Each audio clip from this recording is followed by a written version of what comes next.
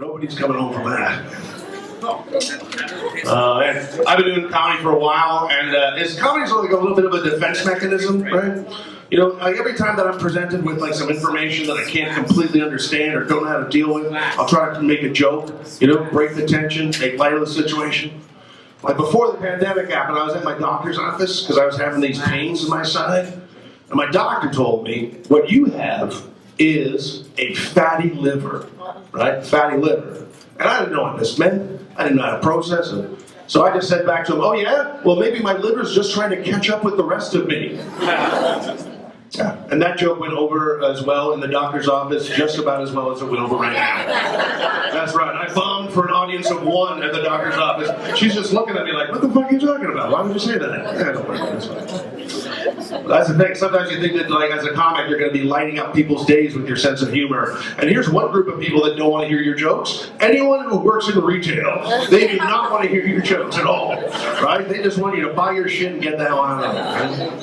I don't mean to brag, I was in a Marksburg warehouse a little while ago. Yeah, nothing but the best for this guy. I was at a Marksburg warehouse and I'm buying a couple pairs of their new stain-resistant pants.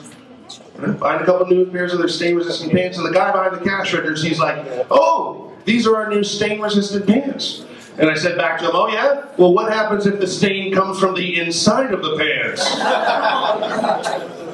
And he's just looking at me like, can I pepper spray you right now? Can I punch you in the face? He like looked at me like the sound of dial-up internet was coming out of my mouth. I'm like, what the fuck is wrong with this guy? That's the thing, if you don't tell people that you're joking, they're just going to take you seriously. Like I was at my local Shoppers Drug Mart and I was buying two things. I was buying Triscuits and cat food. Two things, right? And the cashier, she's behind the counter, she looks at my purchases and she's like, oh, you have a cat. And I responded with, no, times are tough. And then I just grabbed my shit and I got just got the fuck out of there, right? I didn't even give her one of those like, hey, just get around, see you later. And she was just like, is anyone going to help that sad man? Is he okay? Does he have a friend he can talk to? Where are his keys? Is he going to be okay?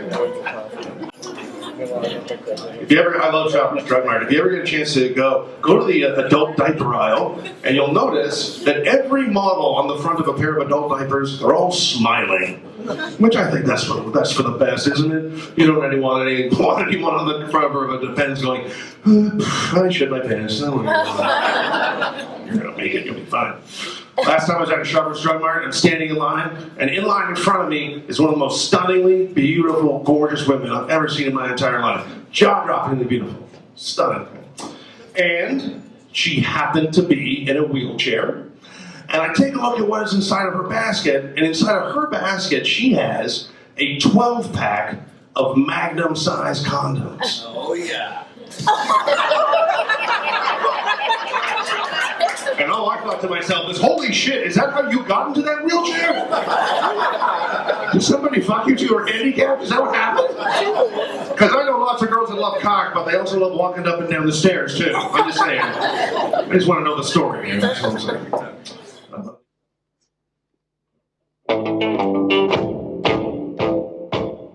Walking through the sleepy city,